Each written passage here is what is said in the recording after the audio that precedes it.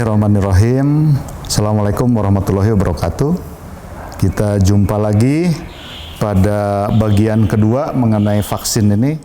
Kita akan membahas mengenai peluang vaksin COVID-19. Ya. Jadi kenapa ini harus ditemukan vaksin? Karena sampai saat ini obatnya belum ada. Jadi obat-obat yang dipakai saat ini adalah off-label. Off-label itu adalah obat-obat yang bukan untuk indikasi ini, yang dibuktikan secara ilmiah, secara evidence, secara penelitian untuk penyakit COVID-19. Karena COVID-19 kan penyakit ini tiba-tiba, oleh karena itu belum ada obatnya. Ya, jadi obat untuk Ebola, obat untuk malaria dipakai untuk menangani COVID-19 sehingga hasilnya tidak maksimal. Oleh karena itu ini perlu dibuat vaksin. Jadi untuk sempurnanya penanganan pandemi ini adalah adanya vaksin. Ya, karena sudah mempengaruhi sosial ekonomi, kemudian ritual agama, budaya, bahkan peradaban. Jadi COVID-19 ini sudah mempengaruhi semua sendi kehidupan manusia. Ya. Oleh karena itu mutlak vaksin ini harus segera ditemukan. Karena wabah seperti ini juga saya baru pertama kali seumur sekarang. Nah, dari tulisan ini ya saya disclaimer juga bukan ahli vaksin. Vaksin ini sedang dikembangkan dengan cepat, tetapi kemungkinan akan terlambat jadinya untuk menangani gelombang pertama pandemi. Jadi para ahli sudah pesimis bahwa vaksin ini bisa menangani, bisa diselesaikan dalam tahun ini. Oleh karena itu vaksin ditargetkan 18 bulan. Kalau kita lihat Bill Gates mengucurkan triliunan rupiah ya untuk membuat vaksin ini, dan semua negara ya risetnya, dan ini adalah riset kolaborasi antar negara yang paling mungkin besar nanti ada di dalam sejarah bersama-sama membuat vaksin. Jadi vaksin ini sangat penting untuk mengurangi morbiditas, angka kesakitan dan mortalitas. Jadi mutlak ada vaksin. Dengan kuman yang sangat cepat menyebar ini, yang paling efektif adalah vaksin, ya. Sehingga nantinya akan lebih murah. Karena kalau pengobatan semuanya dan obatnya juga sedang dicari. Nah, kita tahu bahwa ada beberapa penelitian di dunia, ya, kalau saya baca karena tiap hari berubah-ubah. Ada 70 penelitian di dunia dan sudah ada beberapa yang sudah ke fase 4, ya, ke fase 4 dicoba pada manusia. Jadi kalau tidak salah nanti ada sekitar 10 penelitian yang sudah mencobakan pada manusia dalam skala terbatas untuk melihat efek vaksin. Jadi fase membuat vaksin itu dipelajari dulu virusnya, kemudian cari potensi bahan vaksinnya, apakah dari vaksin yang dilemahkan atau spike-nya dari virus atau materi genetiknya. Kemudian dicoba pada hewan, biasanya pada tikus, kemudian baru pada manusia. Manusia bertahap fase 2, 2A, 3, fase 4, kemudian baru diregistrasi, baru produksi mahal. Itu saya kira, nah ini kita mengulang lagi yang tadi sebetulnya fase 1 itu adalah fase yang dicoba pada puluhan orang dewasa. Kemudian fase kedua kepada ratusan, fase ketiga atau 2B ini adalah uji coba kepada ribuan orang. Dan fase 4 adalah kepada ratusan ribu orang sehingga bisa lolos dari uji manufaktur dan bisa diproduksi massal, ya. Jadi vaksin ini harus aman digunakan dan efektif, dan penggunaannya lebih besar daripada keuntungan penggunaannya lebih besar daripada risikonya, ya, baru dilepas ke pasar. Nah, bagaimana perkembangan dengan vaksin COVID-19 ini? Dalam beberapa episode yang lalu saya sudah beberapa kali menerangkan bahwa COVID-19 ini ada protein-protein yang di dalam tubuhnya. Salah satunya adalah spike protein ini. Ini virusnya di dalam. Jadi virus ini sebetulnya dia mencaplok reseptor yang ada di tubuh. Reseptor apa itu? S2. Jadi di tempat pembuatan enzim, ya. Nah, di situ dia akan tumbuh, kemudian dia akan menyebabkan sakit di situ. Oleh karena itu perlu waktu 6 sampai 18 bulan untuk ini target membuat vaksin COVID-19 ini, ya. Nah, di mana virus itu hidup di manusia?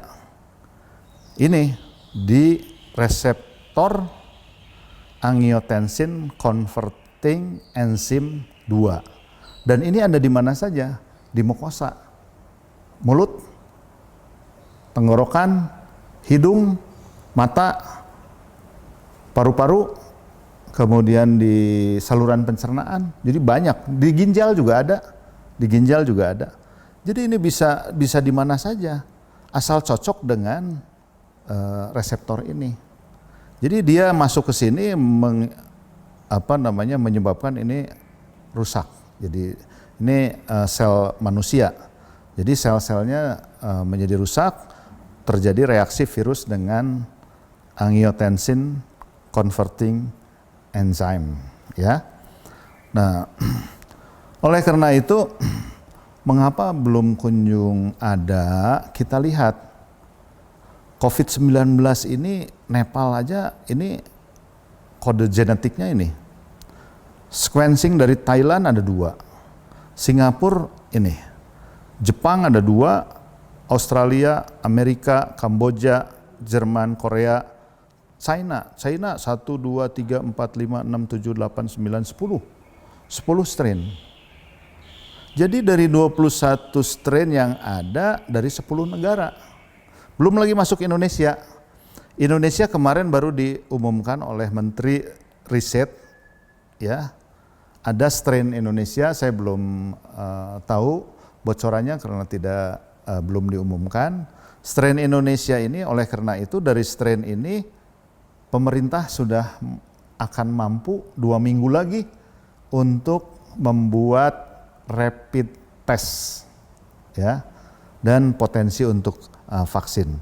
Jadi ini saya belum diumumkan. Jadi pada COVID-19 ini luar biasa. WHO itu menghimpun semua data penelitian baik dari Jepang maupun Singapura, USA, dikumpulkan untuk dicari bagaimana dipelajari vaksin yang paling cocok untuk semua. Kan nggak mungkin vaksin hanya untuk Singapura saja, tidak mungkin. Jadi dari komponen protein tadi diambil, kalau kita lihat dari komponen protein ini diambil, apakah dari virusnya, apakah dari spike proteinnya yang diambil untuk menjadi bahan vaksin, sehingga bisa digunakan untuk seluruh negara. Nah ini. Kemudian kita lihat, nah ini 19 strain secara detail, dan walaupun dalam 1 bulan ini terjadi mutasi, jadi mutasi lagi dari strain ini ternyata bisa mutasi lagi, ya, berubah-ubah. Oleh karena itu perlu satu kalau dari pernyataan Bill Gates, tidak mungkin ditemukan vaksin yang sempurna untuk COVID-19 sementara ini. Walaupun dia targetnya 18 bulan. Tapi paling tidak untuk mengerem sudah mulai bisa. Ya, misalnya efektivitasnya 60%, nggak apa-apa gitu ya. Nah itu para ilmuwan juga sudah agak kurang percaya diri karena mutasinya itu cepat sekali. Ya, mutasinya cepat sekali sehingga karena virus ini mengalami evolusi secara aktif di dalam tubuh, ya, mengalami mutasi. Nah sekarang bagaimana mengenai vaksin COVID-19 ini? Kalau dimulai dari nol ini, vaksin ini academic research ini baru selesai adalah tahun 2036 distribusi. Ini kalau dalam keadaan normal, ya, perlu belasan tahun. Jadi minimal membuat vaksin itu 4 tahun. Ini ditarget berapa?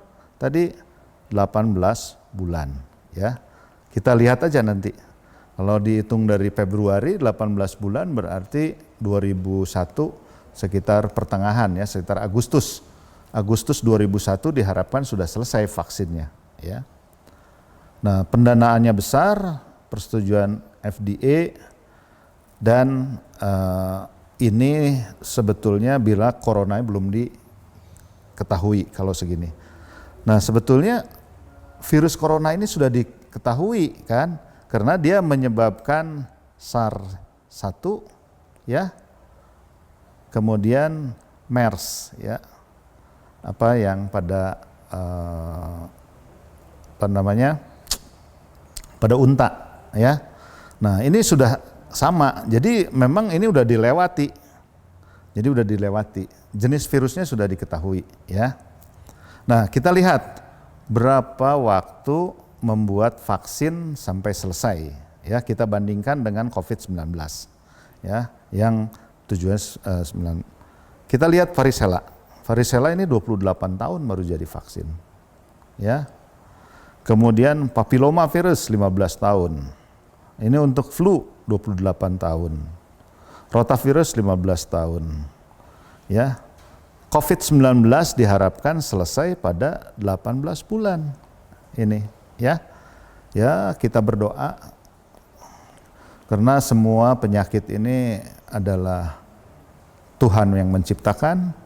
Obatnya juga Tuhan yang menciptakan, kita percayakan, kita berdoa pada bulan puasa ini, semoga Tuhan memberi jalan Allah Subhanahu wa Ta'ala, karena hanya menurut Dia jadilah itu, ya.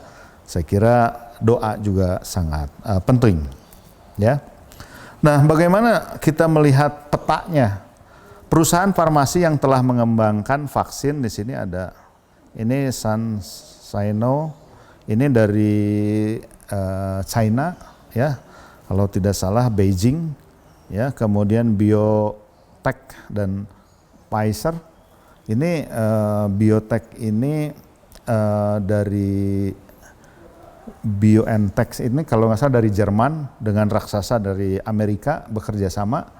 Ini udah dicoba pada manusia, kemudian grup Oxford juga sudah dari Inggris sudah mencoba pada manusia dalam skala kecil sekarang, dan Sanofi, GSK ini juga yang memproduksi vaksin untuk kanker serviks, ya, dari papilloma virus.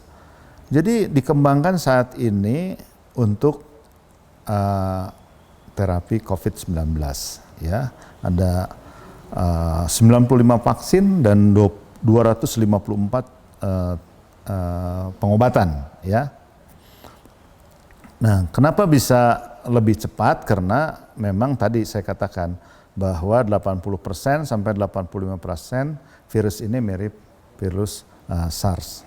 Diharapkan 18 bulan sudah selesai. Nah, sebetulnya kalau dari penelitian ini yang lolos uji manufaktur itu sampai jadi vaksin paling hanya 10% dari fase 1 sampai dengan approval, ya, sampai disetujui menjadi vaksin, ya. Karena yang lain itu dianggap tidak efektif dan juga dilihat efek sampingnya, ya. Jadi saya kira mudah-mudahan dunia bisa menciptakan 1 atau 2 vaksin untuk seluruh dunia sehingga lebih cepat diproduksinya dan nah karena vaksin belum ada makanya obat, ya. Jadi pengobatan pada COVID-19 saat ini adalah semuanya tuh off label. Apa artinya off label itu? Bahwa obat-obat yang diberikan pada COVID-19 yang dirawat itu berdasarkan dari indikasi untuk penyakit lain.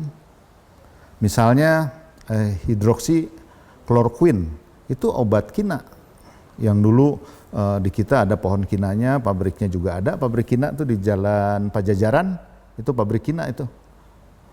Kimia Farma. Kemudian juga ada obat virus untuk Ebola, itu dipakai, ya. Namun bukan untuk virus ini sebetulnya, ya. Nah, untuk Ebola misalnya remdesivir ini sudah diuji coba dan FDA kemarin kalau lihat berita Presiden Amerika sudah menyetujui bahwa ini adalah efektif, ya. Jadi sekarang kalau lihat berita di Amerika itu ada Pelosi yang ahli imunologi yang menjadi juru bicara pemerintah untuk penanganan COVID ini yang memberikan keterangan pers seperti yang di Indonesia. Jadi ini oke. Tapi hidroksikloroquine ini tidak dianjurkan karena ada efek samping yang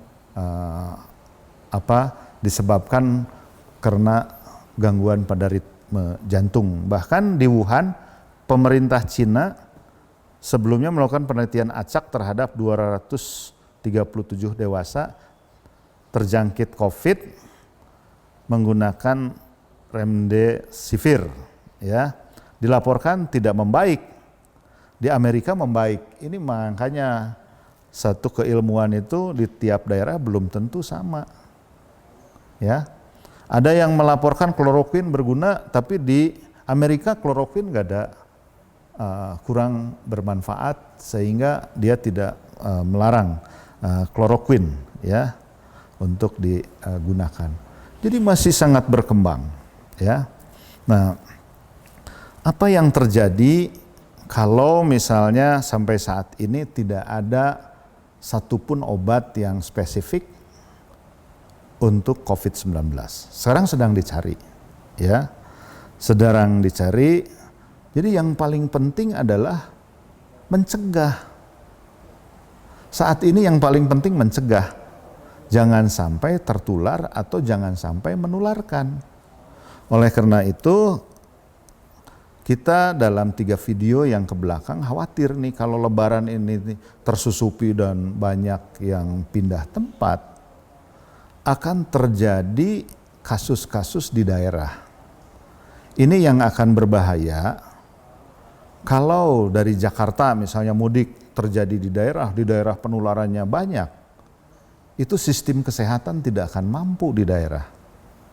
Tidak sebaik di Jakarta atau di Bandung atau di Surabaya atau di kota-kota besar lainnya yang walaupun sudah lebih baik tapi tidak akan mampu.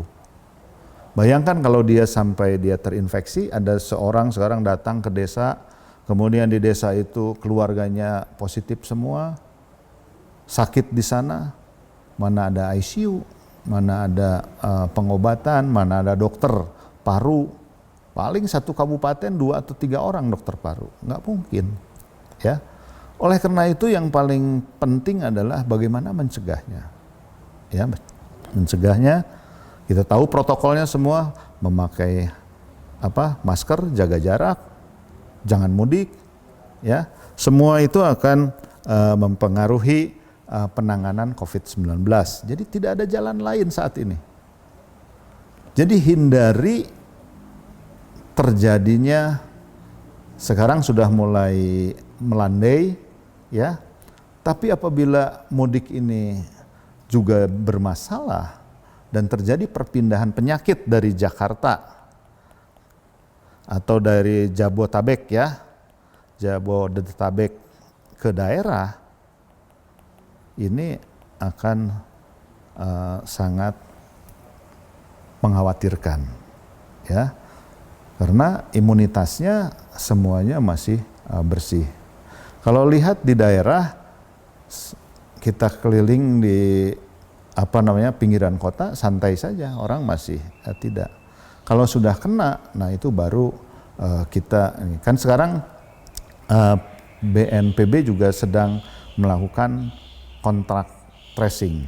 Oleh karena itu akan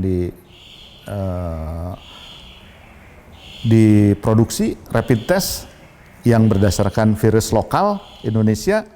Nah itu nanti akan di tracing ya. Sekarang ada aplikasi di apps atau di Android mengenai bagaimana kontak tracing itu. Kita bisa tahu di sekitar kita ini daerah zona merah enggak? Ada enggak orang-orang PDP atau ODP di sekitar kita? Itu bisa diunduh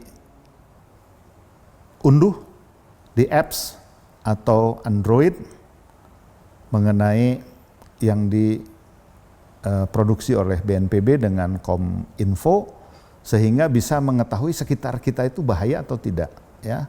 Jadi saya anjurkan untuk download ya. Karena sangat tergantung pada daya tahan tubuh. Ya.